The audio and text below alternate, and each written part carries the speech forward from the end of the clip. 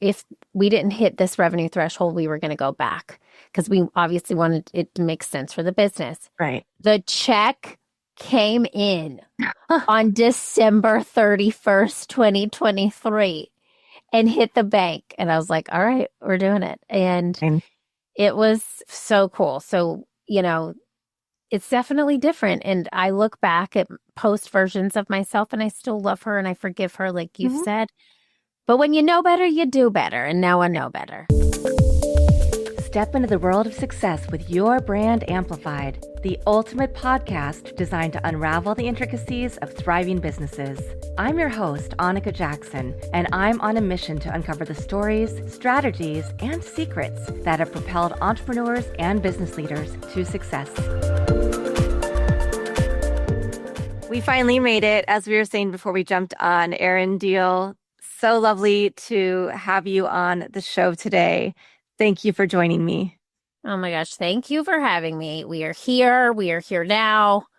I'm ready. Let's take it wherever we're going to go. Let's do it. I love it. Well, you are many things. Keynote speaker, comedian of sorts, right? I guess. My mom says I'm funny. That's really good. I'm just kidding. Author, podcaster, and you found success in every one of these aspects. So I guess overall creative, who's helping other people figure out and find their way. So can you talk a little bit about your journey? Because you've done a lot of different things to get you to where you are today. Thank you so much, first and foremost. Yeah, it all starts in my family's living room when I was 8 years old. But truly, I have to tell you, it really did. When I was young, I loved watching the Oprah Winfrey Show. I was obsessed with the Oprah Show, and because I'll tell you why. Oprah's great, but it was watching how she reacted or she had her audience feel, or watching her reaction when her audience would feel and become emotional, and she would take them on this emotional journey with them, and they started to know, like, and trust her. And I always knew that I wanted to help people and I wanted to make them feel good, but I never really knew what that platform would be. And I always said in high school I was going to be a talk show host. I was, nobody likes a braggart, voted class clown. Okay. But I always had fun. I was just always trying to find the silly, the fun, and the joy. And for a long time, I wasn't sure what I even wanted to talk about. I just knew I wanted to help people through something that made them feel good. So I was like, should I become a florist and deliver flowers? Because flowers always make people happy. But then I got a plant named Zoe de Plantel and she died. And I was like, that's not for me. So I just kept kind of marinating with this. And then when I was in my 20s, I went into my first improv class at Second City in Chicago. And it was literally like I just like opened the door and like, that feeling at the end of the day where you just like are like, you're home. You're home. I'm home. And I felt so relieved, like it was relief for me. Like, these are my people and I can be silly and be big and be all these different things. And so I really started to take improv really seriously, as funny as that sounds. And I ended up coming back and forth to it several times, but then I landed a full-time job in a recruiting firm. I was doing business development at a recruiting firm. And at that time, one of our clients was United Airlines. And my boss, who I write about in this book as one of the most selfless leaders I've ever had, she was the person who I told my idea about and prove it to. She was like, this is such a good idea. You have to tell our client at United Airlines, Pam, about this idea. And I told Pam about the idea over dinner. Pam said at United Airlines, we're going to pilot, pun intended, this program to our talent acquisition team. We'll give you feedback and then you can do it again. And so I did 2 free workshops. And after that, they started hiring me. And then I knew it was bigger than me. And so I hired a team. And now today we have 21 facilitators. And then I have a small, lean internal team. But we've been in business 11 years. Amazing. And Congratulations. Thank you. We use improv comedy to teach soft skills. But really, if I'm telling like the real truth behind it, is my mission is to help people become the highest versions of themselves through play. And I'll stop there because I could keep going because there's so much I could tell you about how play does that. But I have a tendency to ramble, Hanukkah, so I'm going to That's stop. okay. We like a rambler. We like to go on tangents here. You know this from listening to some Yes. episodes. I'm in a safe space yet Yes, again. I'm very home. safe Thank space. you. Very safe. It's funny because I just finished teaching a class on digital leadership. Yeah. And at that class and every other class, I do a lot of breakout sessions so the students can model and do things in smaller groups. Some don't feel comfortable. I'll just use your link, right, performing in Yeah. front of the whole class, sharing. They might feel more comfortable with their classmates, but that was probably one of the things I got the best response to for this specific class because I didn't just say, oh, go talk about this topic or research this thing that we just talked about in class. I said, here's a scenario that I'm putting you into. Yes. Here are the characters you're going to play. So come back and tell us how it panned out. You know, what did you find out about these stakeholders and leadership and different things you needed to do?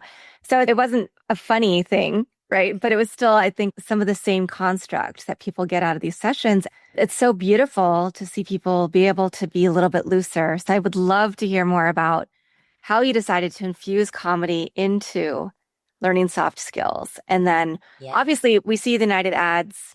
We love them because they, you know, put people into awkward scenarios that wouldn't be typical when you're on a plane, but it makes it more fun. Yes. And so when you started talking about them, I was like, oh, that makes me think of what they do and how they do this other thing that kind of probably could tie back to you. Oh, I wish. Well, we worked with them in 2014. And since then, all of my contacts have moved on. So I wish I could take credit for that. But a lot of people who are probably still there might know and have been a part of a workshop at some point. But just to your point, like what you were doing in your classroom, that is so awesome because what you're doing, even if you said they weren't being funny, it was more, you know, showing realistic depiction. What you're really doing is you're having them experientially learn what it is you're trying to teach. And that's why I love play as a teaching tool because we say, and it sounds mean, like we're teaching you something, but we're tricking you because you have no idea that you're learning, which sounds mean, because you're laughing, you're having fun, you're interacting with your coworker or peer or boss in a way that you typically otherwise wouldn't. And so it's exactly what you said. We get people in these sessions. It takes usually about 20 minutes for us to break down walls, and we do it slowly. And then eventually, you know, those hypothetical masks that people wear to work start to drop. Because when you're having fun and you're present in the moment, you stop judgment of yourself. You postpone judgment of yourself and then everybody else. So you're just in play. And then the room itself just takes on this positive energy. You start to see people just laughing at work, laughing so hard they're crying. Like we've had people in tears with laughter, and we've had real tears too. Like we go high, we also go deep. And it's a joy to witness and to watch. And I've seen every industry, every department within an organization do this. And there's one through line, joy. Yeah. And that's it. And I truly believe if everybody could take improv class, the world would be a better place. Like it would just be so different. So how was that initial idea that you now have an entire team of facilitators doing turn into other types of workshops, into being a keynote speaker, into writing a book, into having a top podcast? Dude, I know that's like, I don't even know. You know, I know blood, sweat, and tears and prayers. No, I knew it was bigger than me. I knew I didn't want to do it alone because improv isn't something you do alone. You can't do it alone.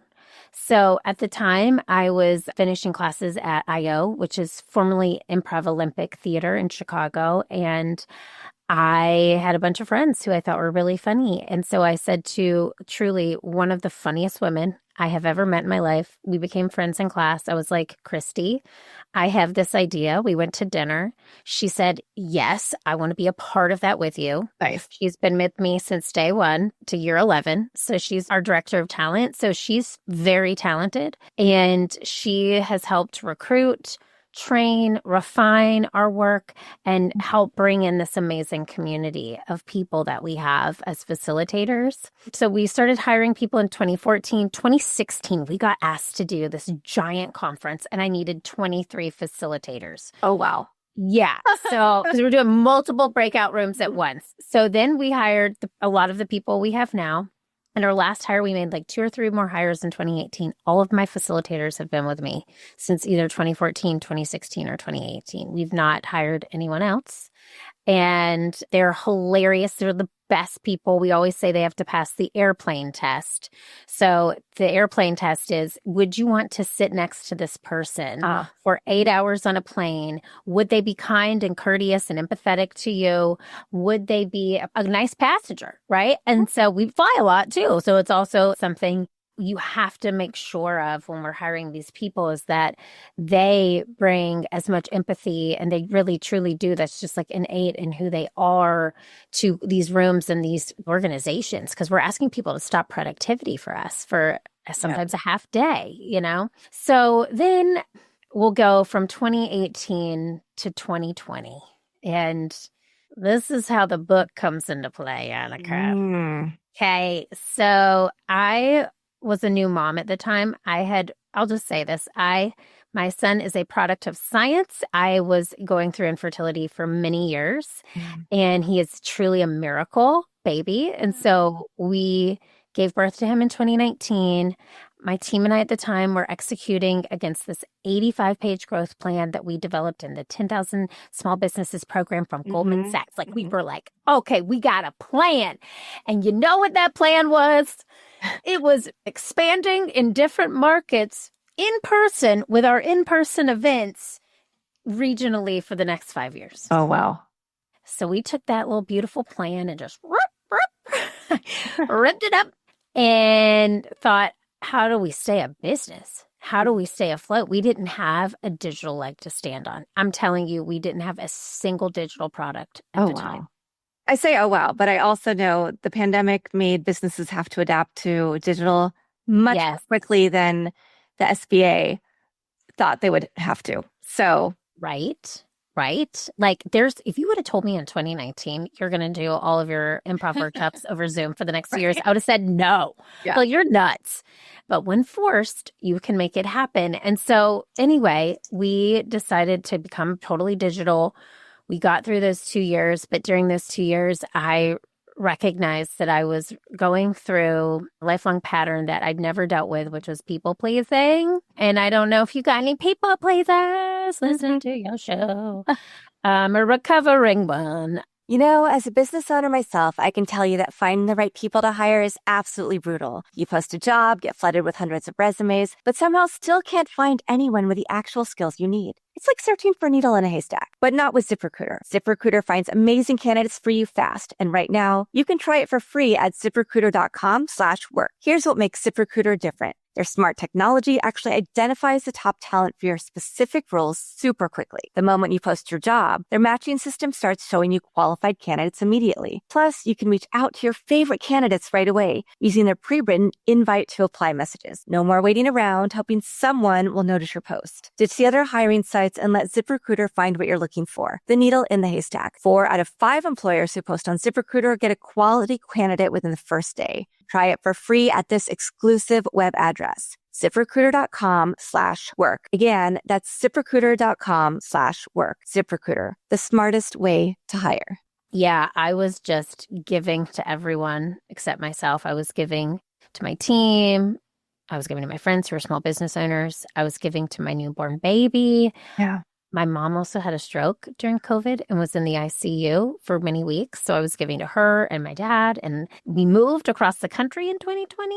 So just a few like small life changes. Yeah. So I developed chronic pain, and I had chronic pain in my back for about 2 years, and it was undiagnosable. There was no reason, every x-ray, every test possible. So anyway, cut to 2023, 2022. I went through a very big self-healing journey during 2022. And I received I'm a spiritual person. I was in a meditation and I received just like a download. Yep. Once I had healed myself, and this was truly after many months of healing, which I just totally skipped over that part. I went through every holistic healing modality that I could think of. And I healed myself without pain, without surgery, without medicine, or without pain, with pain, without surgery, without medicine. And then this voice in my meditation said, And it was actually from a loved one who I had not really known in their lifetime, but knew of, but they took their own life. Mm. And I was at a real low point at this time, like real low, but I had gotten through it.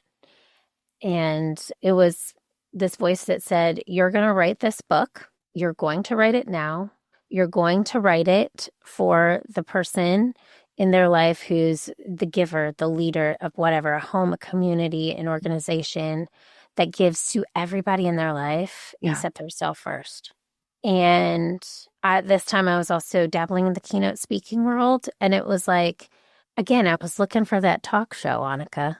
And there it was. It was just plain as day. Like, if I could help somebody, a lot of women in particular go through this, if I could help somebody else not have to carry the physical pain and learn to make self-love and the top priority on their list, then I will have done my job.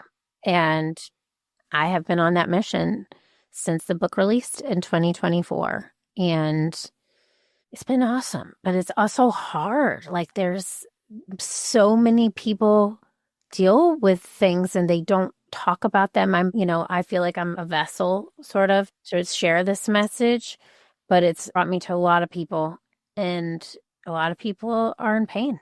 Yeah. And that's all kinds of pain. You're right. I think people are willing to speak about it a little more, but not always. Like today, you're my third podcast interview. They've all been great, but one, we mostly talked about business, even though at the tail end, he's like, oh, I used to have this situation. I'm like, oh, wait, that's what we should have been, that's a nugget we needed. The second one was a former NFL player who did tell a really deep story about many ups and downs. And then here with you, you're sharing your journey. And that's so important, especially because you bring such levity to the work that you do. You make people learn, like you said, while laughing.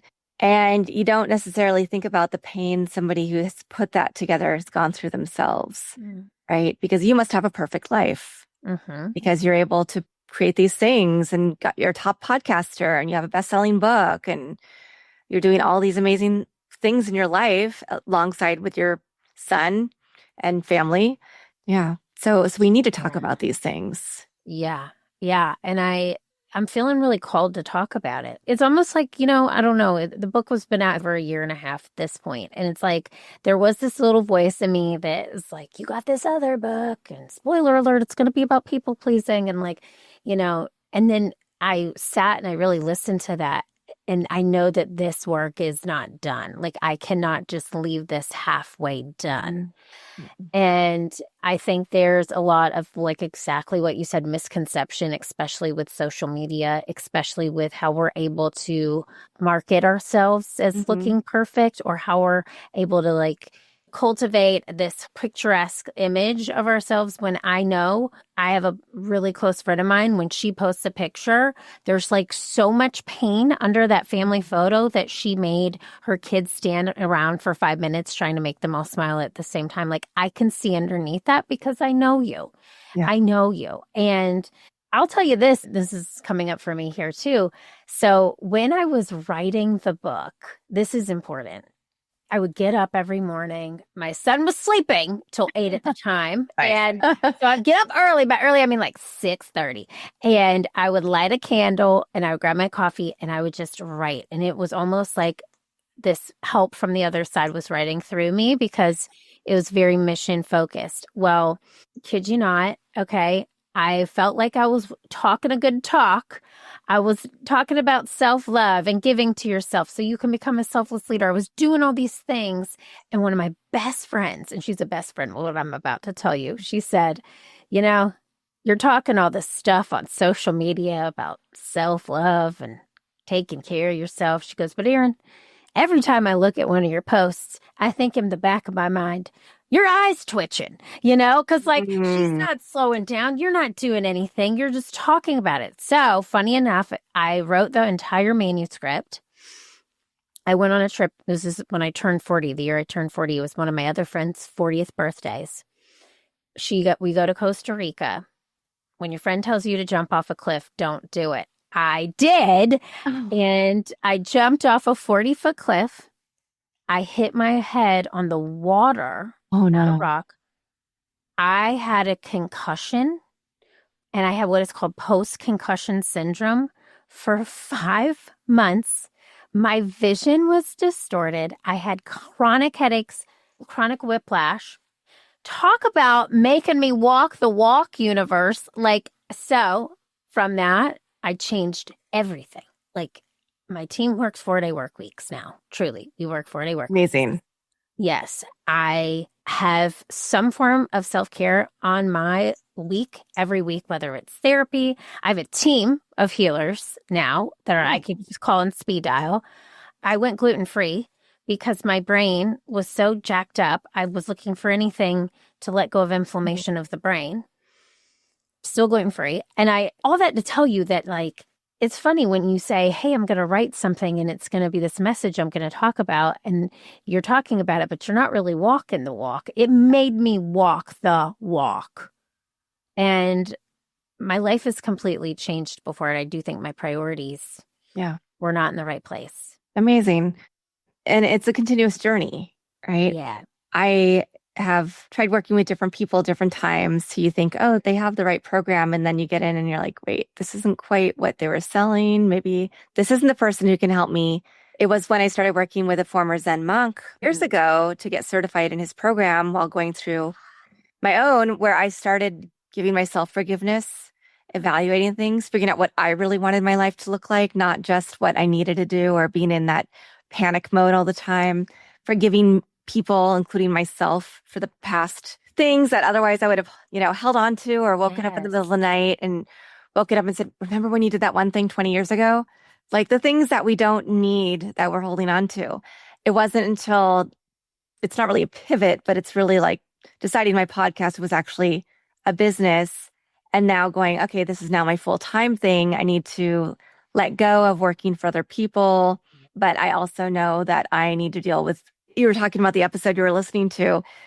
Immediately after the episode with Sky Watterson, I talked to her and I signed up for her program because I'm like, if I'm going to find the success and not people please and not overhire because I feel like I need to help people get a job, but then that puts me in a bad situation. It doesn't bring in the profitability, all these other things that I've had to learn along the way of having sometimes very successful businesses, sometimes not even being able to get them off the ground, partly because of that people pleasing, that feeling like we have to put ourselves last, but also dealing with ADHD so that I can set up my business properly. So thinking about things like you went to a 4-day work week, thinking about, oh, you know what, maybe I don't want to podcast every single day because I also have to work on the business and I also produce other people's podcasts and I also teach grad school.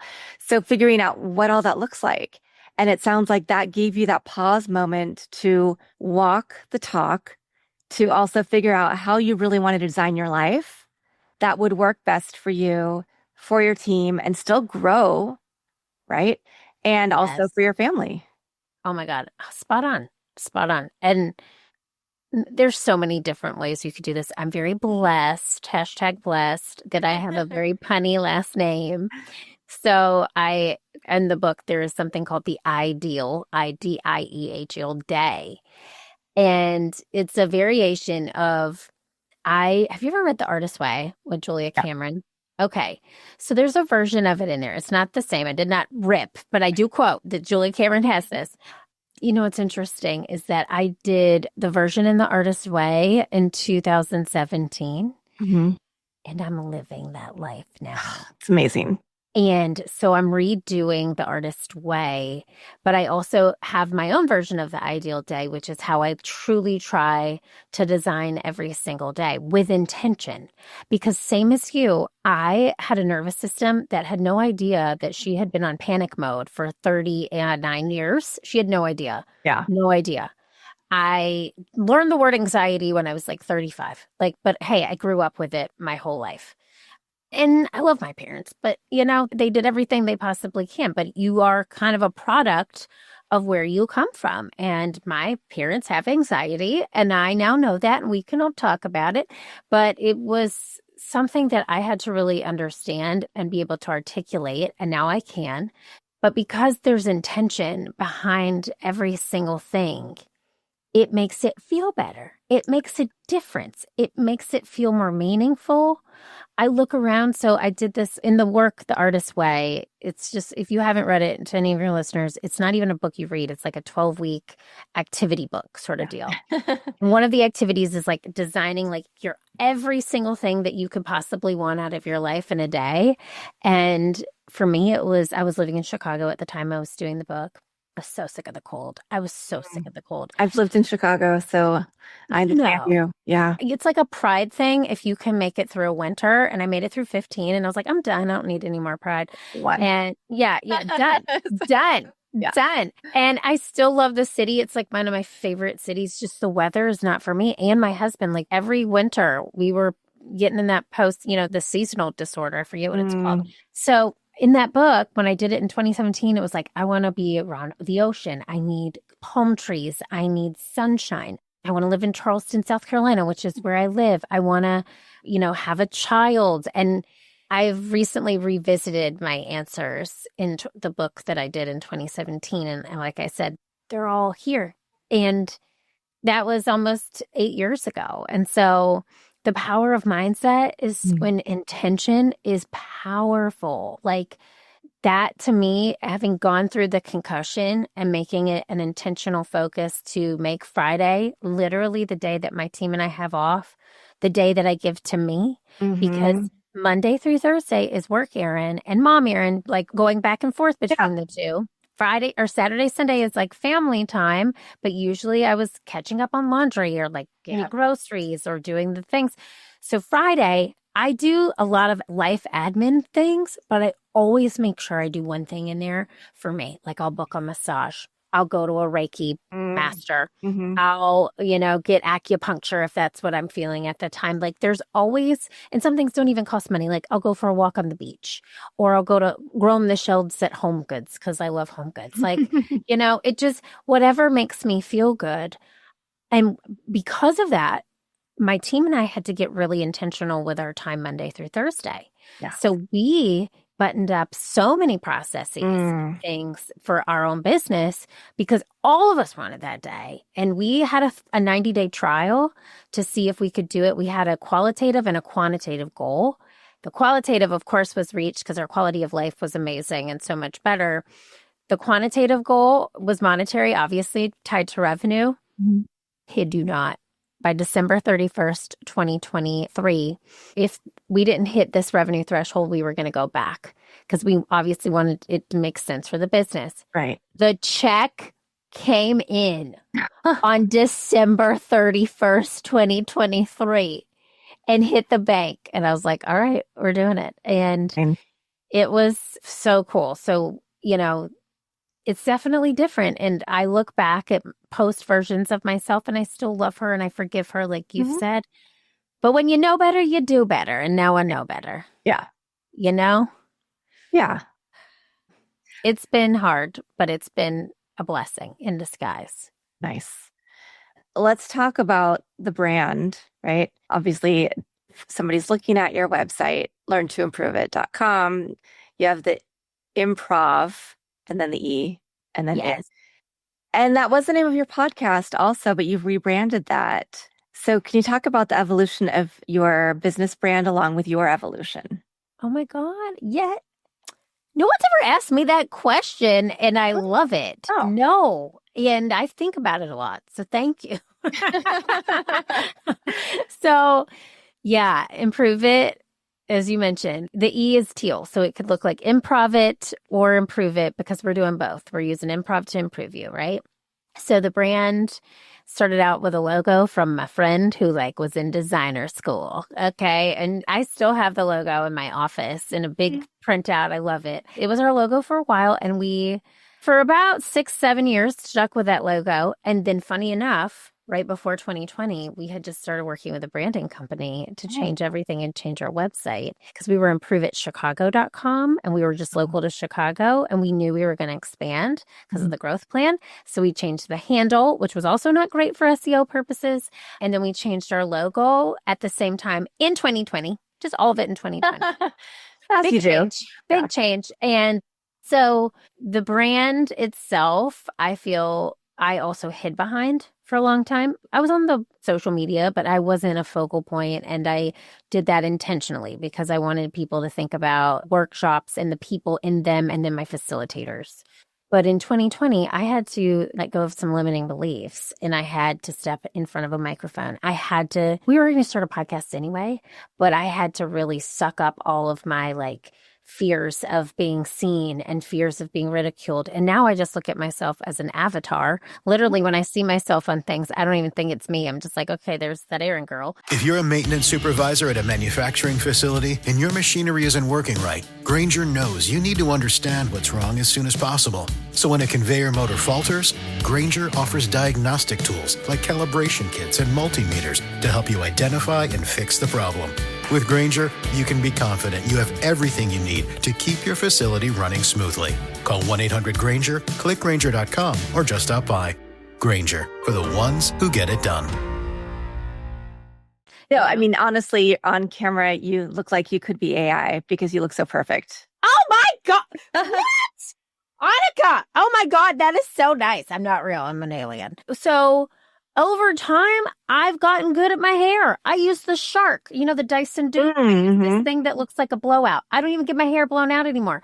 But this comes with the confidence. I'm telling you, truly, before 2020 was like, I don't need to be seen. I can hide behind my improvisers. They're the funny ones. They really are. I truly am not. They are hilarious. But I was afraid.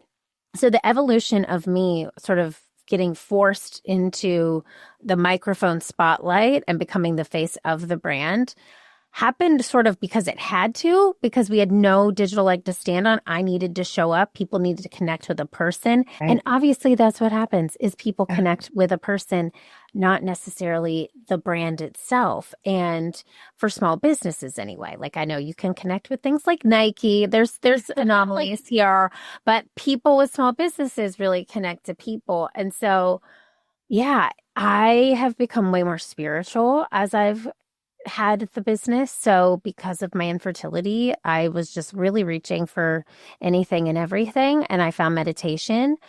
And I truly believe that I had to learn to mother myself before I was able to mother somebody else. So I'm so grateful. But I have really leaned into that. So I've evolved as being in more alignment with my soul's purpose, I feel. I feel very connected to what I'm here to do now. And there were parts, though, that weren't pretty. I can look to 2023 and there was a lot of ego in there. And I definitely have recognized that. And I know when it's my higher self or it's my ego talking now, I can recognize those things.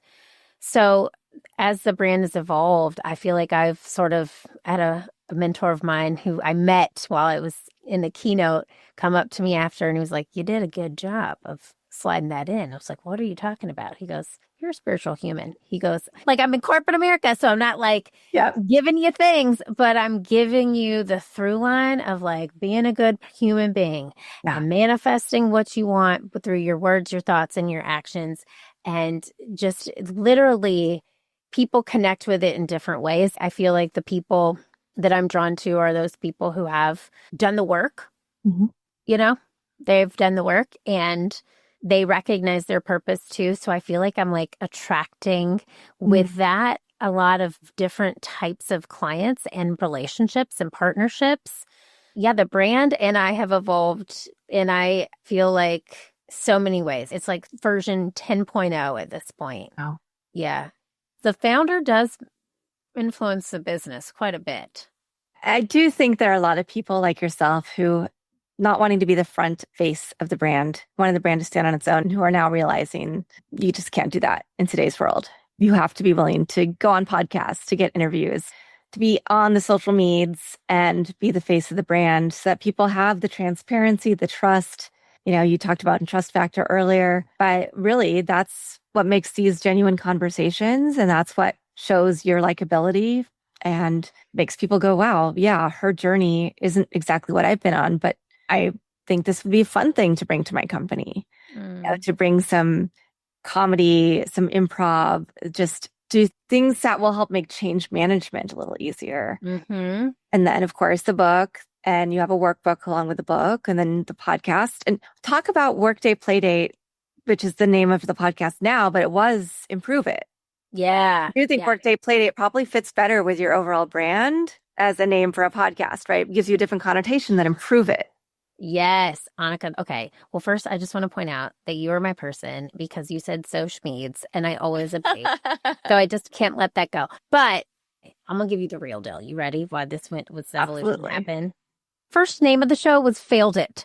The Failed It podcast, okay, which we did 50 episodes about failure, and then you kind of you've talked it out, So, and we were having people come on and tell their really not super famous, successful people come on and talk about their failures. And then we worked with a branding podcast coach who said, you know what? What's the point of the show? Isn't it supposed to support your business? Are you attracting anyone to your business with this name? So we changed it to the Improve It podcast. 3 years of the show being called that. It was easy. It was a connection directly to the business, but there was a shift in probably we changed it this year, end of 2024, where we stopped chasing downloads and we started chasing impact, and we didn't want to even chase. We just wanted to attract people who care about people to listen, people who care about joy at work, people who care about genuine connection and having fun, but making that a part of their life to spread joy in the workplace and beyond. And so when we reached that realization, we were all just, okay, we think we need a name change. It just came up. I have a small team. We have 3 of us on the team, and it was what about Workday Playdate? And we started tying it around and playing it around. And at the time we were doing short Monday episodes. Now we're back to one day a week. And we were well, what if we called the Monday short episodes little snacks? Because you always have a snack at the play date. If I'm being honest, the team needed a zhuzh. We needed a little something different because the old way felt tired and it felt played out. And it's, there's so many different things you can do with a show. And we needed to, if I'm being honest, as a host, I needed to change it up for me too. I was ready for something new. And if some people are why would you change the name of your show? That's horrible for SEO. And we just say formally of Improve It, but we've hoped to attract new people who didn't understand the name Improve It, and what that was connected to. So it's been fun. I really do like it as the name. Yeah. I think this one will stick. 3rd time's the charm, hopefully. Yeah, but I do appreciate that you kept the same feed. Yeah. You kept this, right? Because I see a lot of people change over to a new podcast name and they're starting over. I'm you have an audience, you have people who already love you and listen to you. Please don't do that. So, right. And I thought about doing that, but then it's been such an interesting journey, and you meet so many cool people through the show. I'm talking to you because of podcasting. How cool is this? We would probably never meet. And it's a labor of love, but it has been so rewarding in so many ways. I have my coach now because she was on my show. There's so many connections. You're working with the woman on your sky. It's such a good networking tool, and also an amazing service tool. People can hear your intimate conversations and get to know you. It's let me see if I want to try this out. Let me try this out before, I lean in anymore. And so it's been really cool. Amazing. I'm grateful. Sounds like you've had, quite the journey, but you figured out exactly where you want to be now. What comes next? That second book, other expansions? I'm working on a little project. Okay. I will leave it at this. It is not fully fleshed, but it's a multimedia movement that helps unsung heroes in organizations feel seen, heard, and valued. Okay. I'm telling you this, it's literally on a document, one Word doc and Excel spreadsheet right now, but I don't know when this episode will air. We are hoping to make it a real thing in 2026. So it took us a year and 8 months to get here today, but the episode will come out in a couple of weeks. Oh my God. Okay, so stay tuned in 2026. Yes. Yeah. I'll have you back on when Love you're it. at launch. And Yes. yeah. I'm actually, there was a second book in there and I'm holding out on it because I don't feel like the work with ICU is done. Yeah. I really don't. I feel like there's so many. And when I say ICU, it's not just I see you. Mm-hmm. When I say I see you, it's almost as if I'm looking in a mirror. Mm. Yeah. So there's a lot of people out there hurting and mentally, physically, emotionally. And so if there is any way I can use what we do to bring people to the forefront of organizations and get the recognition they deserve, I'm going to do it. I'm going to do it. Love it. All right. Erin, what's a favorite quote, mantra, poem, verse, family motto? I got a couple, but I'll do this one. Pretend that everyone has a sign around their neck that says, make me feel important. And don't lose yourself in the process. Okay. That's good. Yeah. Those are both two important things for us to think about, marinate on, perhaps. Yes. We are going to lead people to it's Erin Diehl or to improve it. Yeah. It's Erin Diehl because it'll take you to everything. Everything. It'll take you to all The of it. source of truth. Love it. Okay. I love it. I'm so happy we got to chat finally. This Same. is so fun. Yeah. This is what I want. Like, I love it when I have these conversations. Yeah. It So makes good. it fun. It's like having So a good. coffee. We're having a virtual coffee while I'm having a water. Me too. I know. I need to keep hydrating. I'm like, this should be gone by now. It's not. Amazing. Well, I hope everybody else enjoyed this episode as much as we did. And Erin just has so many great resources for you to check out, whether you need her facilitators to come into your business, bring some levity to change management into just getting through the day and facilitating great workshops, whether you want to get her book and her workbook, listen to the podcast, get those snacks on Mondays. There's so much goodness here. And Erin, I really appreciate you being here on the show today. And I want to thank everybody who's watching this episode or listening to it as well. Thank you, Annika. I have literally had the best time and my cheeks hurt from smiling. So thank you. Thanks for listening or watching to this episode of Your Brand Amplified. Don't forget to leave us a rating or review on your favorite podcast listening platform. And if you want to learn more, check us out at yourbrangamplified.com. If you're a custodial supervisor at a local high school, you know that cleanliness is key and that the best place to get cleaning supplies is from Grainger. Grainger helps you stay fully stocked on the products you trust, from paper towels and disinfectants to floor scrubbers. Plus, you can rely on Grainger for easy reordering, so you never run out of what you need. Call 1-800-GRAINGER, click Grainger.com, or just stop by. Grainger, for the ones who get it done.